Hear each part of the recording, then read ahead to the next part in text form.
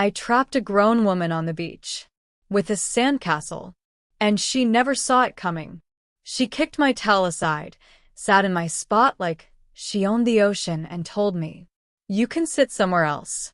I'm here now." I just smiled. Then I picked up my shovel, while she posed for Instagram selfies and blasted podcasts about manifesting her best life. I built a fortress around her. Not just a sandcastle, a moat. Deep, wide, perfectly timed with the tide. And when the water started rising, she learned the hard way what happens when you mess with the wrong beachgoer. Karen thought she could steal my spot. Instead, she got publicly humiliated, stuck in wet sand, and caught in the most satisfying revenge I've ever pulled off. Oh, and there were witnesses. Lots of them. You want to hear about the moment she tried to call the lifeguard because of a sandcastle? Buckle up. I'm a pretty laid-back person. I work remotely as a freelance graphic designer, which means most of my days are spent behind a screen, in leggings, juggling client emails, and fighting with Adobe Illustrator. So when I take a day off, I take the whole day. No phone, no deadlines, just sun, water, and silence. That beach? It's been my go-to escape since high school. There's a little cove about 20 minutes from my apartment, not a tourist trap, not completely deserted either. Locals know about it, but it's quiet enough that if you show up early, you can usually claim one of the shady spots near the dunes. Not too close to the waves, not too far from the ice cream stand. Perfect. That morning, I'd packed a small cooler, a towel, a book I'd been trying to finish for weeks, and my beat-up beach umbrella that leans to the left, but still does the job. I was on the sand by 9:15 a.m. Seagulls were squabbling overhead. Kids were already digging holes like their lives depended on it. And I had that spot, the good one, the one with the natural wind block from the dune grass and just enough space to stretch out without some stranger's Bluetooth speaker blaring 3 feet away. I spread out my towel, popped open my umbrella, cracked open my seltzer, and let the sun warm my legs. It was going to be a good day. Peaceful, quiet, simple. That's what I thought. Because for the first 45 minutes, it was exactly that. A few families were settling in nearby. One dad was struggling with a pop-up tent. A toddler was yelling at a crab. And I was halfway through chapter 3, blissfully zoned out, when I heard the unmistakable sound of flip-flops slapping the sand fast. At first, I didn't even look up. People come and go all morning. But then I saw a shadow move over me. And before I could react, a massive tote bag dropped right next to my head, literally inches from my face. That was my first sign something wasn't right. But it was what came next that flipped the whole vibe on its head. A voice, loud and clipped. "Ugh. This will do. Move your stuff, I need this spot." At first I thought she was joking. Nobody actually says that to another person. Not on a beach. Not like that. But I looked up and there she was. The haircut. The sunglasses. The posture like she ran the property. My stomach sank. Because I knew instantly. I'd just been claimed by a full-on Karen. I blinked.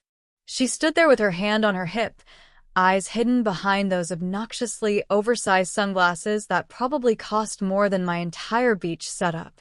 Her tank top screamed Lululemon. Her leggings were spotless, which told me one thing. She hadn't touched a yoga mat in months. Her tone was sharp, like she was used to barking orders and having people jump. I stayed sitting. I tried to keep my voice calm. "Sorry, I was already here. You're welcome to the spot next to me, though." She gave me this tight-lipped smile, the kind that could curdle milk, and replied, "I don't want that one. I have a back condition. I need the shade.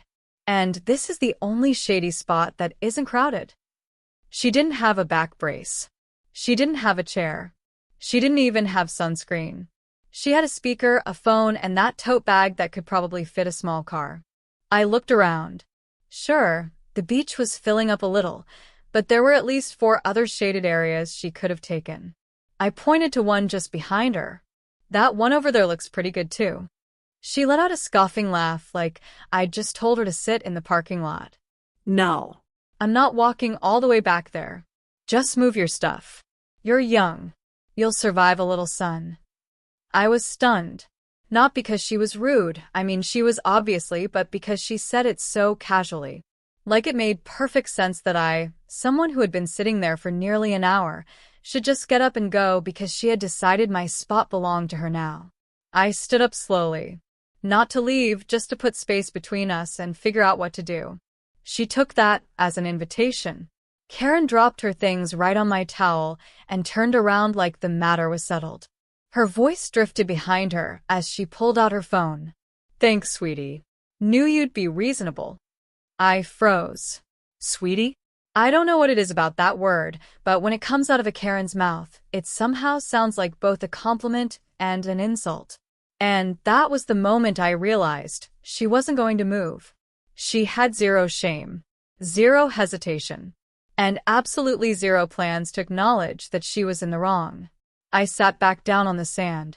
No towel, no shade, just heat and disbelief.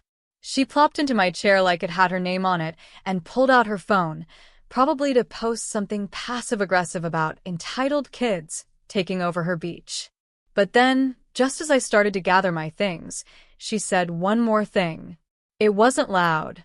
It was under her breath, but I heard it. Some people just don't know how to respect their elders. Oh. Okay. So now it was that kind of beach day. I smiled. Not out of politeness. Out of pure, quiet rage.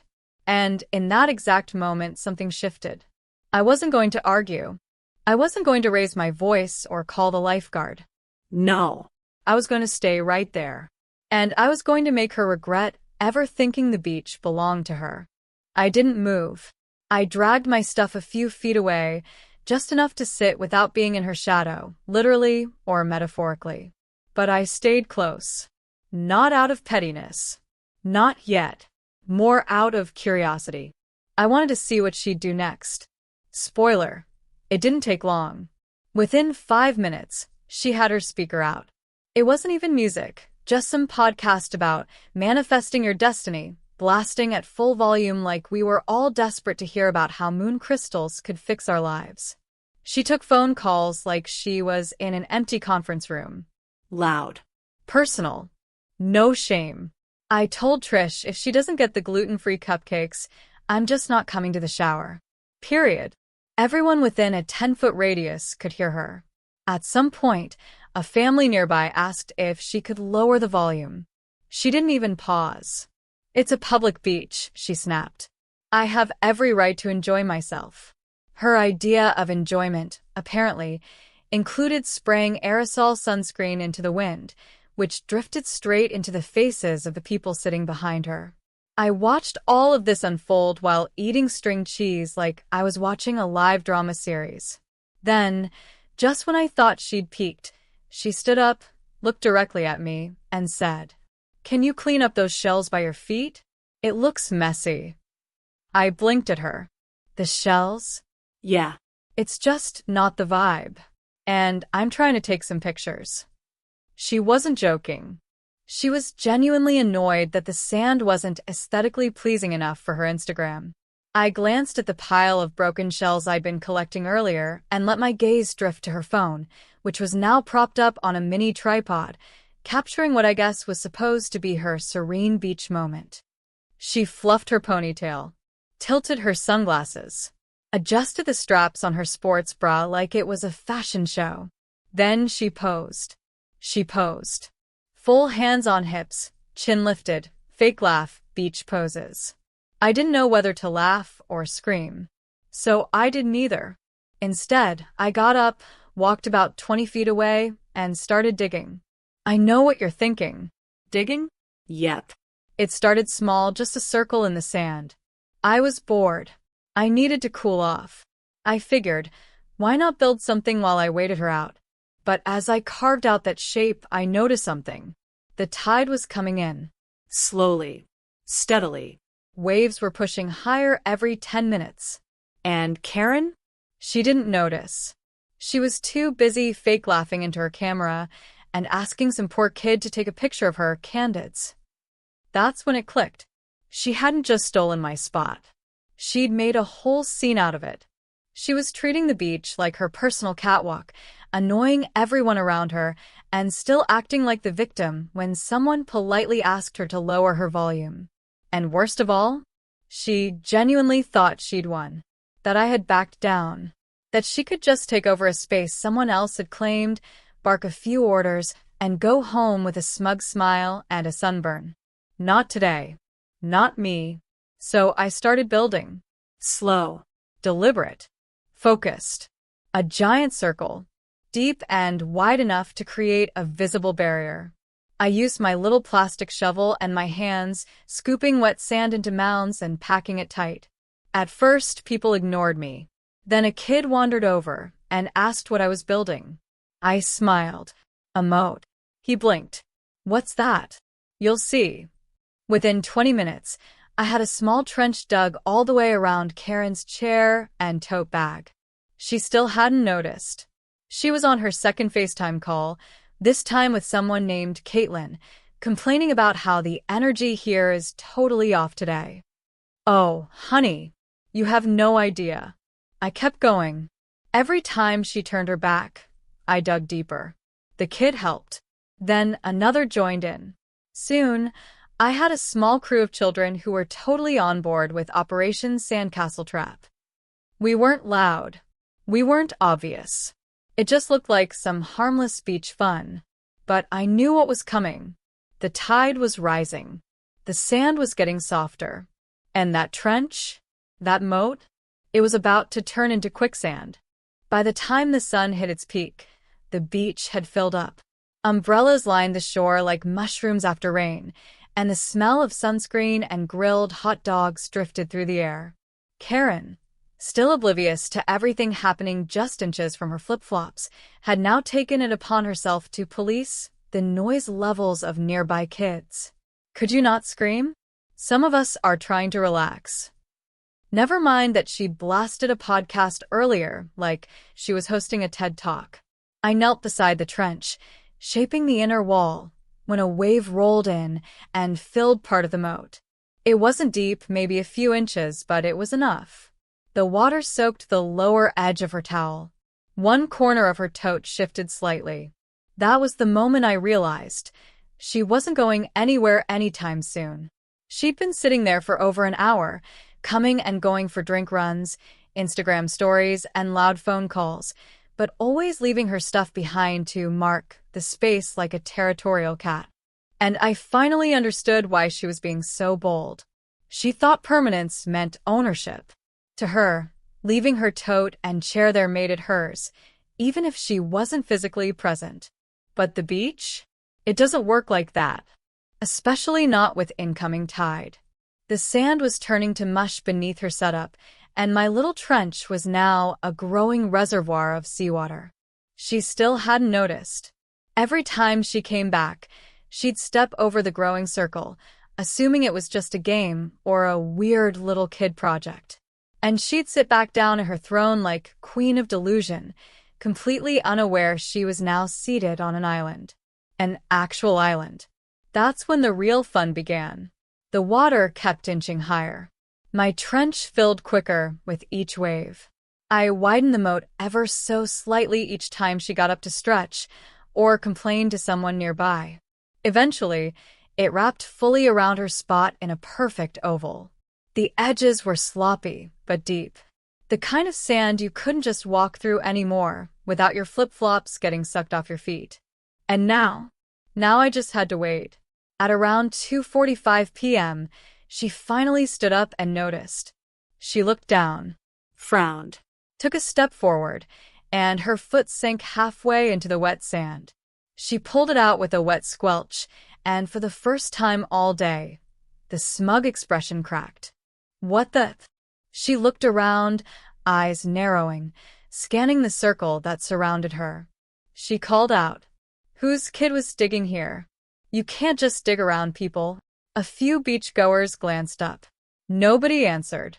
I sat 3 feet away, cool as a cucumber, sipping my seltzer and watching like it was theater. She pointed at the moat. This could be dangerous. I could have twisted my ankle. The little boy who'd helped me build it piped up. It's not dangerous. It's a castle moat. She said it's for decoration. Karen's head whipped toward me. You did this. I shrugged. It's a public beach. I have every right to enjoy myself. She opened her mouth, then closed it again.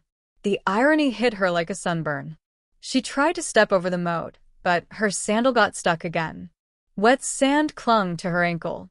She yelped and tried to hop to the side. Bad idea. She lost her balance and landed on her knee with a thump, hands sinking into the sloppy sand around her. Her sunglasses flew off. Her phone dropped and landed screen first in the moat water.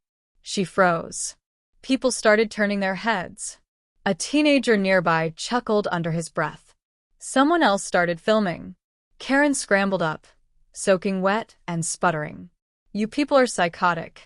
This is harassment. She turned to the lifeguard stand and waved both arms. Excuse me? I need help. The lifeguard, a guy who looked maybe 19, jogged over. Ma'am? Are you okay? No, I'm not okay. This girl dug a trench around my spot and now I'm trapped. Look at this. Look what she did. He looked down at the moat, then at me, then back at her. It's just sand. Karen's jaw dropped. Just sand? Are you kidding me? She targeted me. The lifeguard raised his eyebrows. It's not against the rules to dig sandcastles. Karen looked like her head was about to pop off her shoulders. Well, she needs to undo it. Now. That's not how sand works, I said, standing up. Besides, the tide's doing most of the work for me. She spun around, realized the water was now fully lapping at her chair legs, and gasped. Her tote bag, designer and totally not waterproof, was sitting in a shallow pool of sea foam. She let out a shriek and tried to drag it out, but the bottom was already soaked. She snatched it up like it was a drowning cat and stumbled backward. The crowd was quiet for a moment. Then a single clap. Then two. Then laughter. Not loud or mean. Just satisfying. Karen looked around, furious, soaked, and holding a bag full of soggy karma. And then she did what all Karens eventually do when they lose. She stormed off. She stomped down the beach, wet footprints slapping behind her like angry punctuation marks. Her tote swung violently from one arm, dripping a trail of seawater and probably half a smoothie from whatever had spilled inside. She didn't even look back. The lifeguard stood there for a moment longer, then gave me a shrug. She's been yelling at people all day. I was waiting for her to leave. That's when I realized everyone had been watching. Not just the families nearby, but people spread out across the shoreline. One woman gave me a thumbs up. Another, who looked like a local mom, leaned over and said, "That was brilliant. It wasn't planned. Not entirely. But it worked." And now that the show was over, I figured that was that. Except it wasn't. 15 minutes later, Karen reappeared. This time, she was wearing a wide-brimmed sun hat and had someone with her, a man in a tucked-in polo shirt and boat shoes. He looked like the kind of guy who complains about gas prices while owning 3 jet skis. He marched over like he was on a mission. "Did you build this?" he barked. I didn't bother standing. "Yep. You can't just dig holes around people. That's a liability."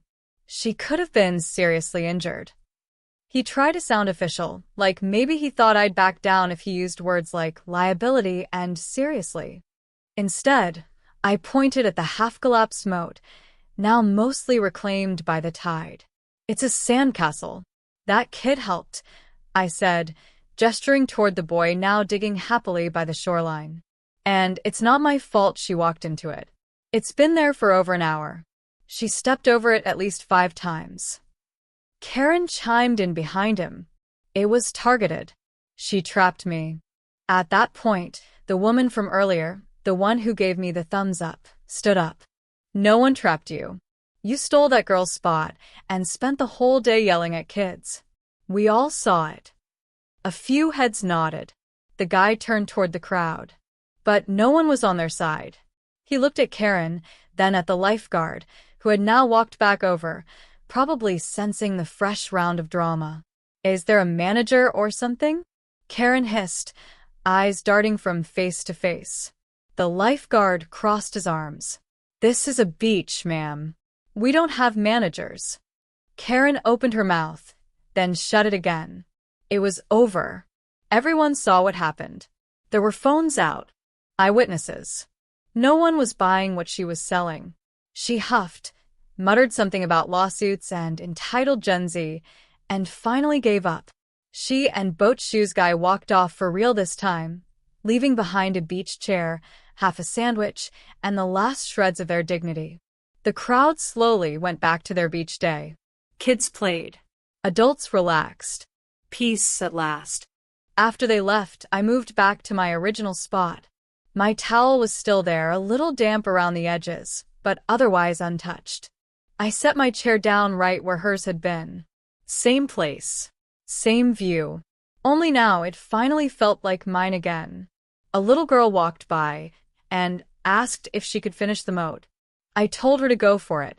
Within minutes, a whole group of kids were digging and laughing, turning it into the most chaotic sandcastle village I'd ever seen.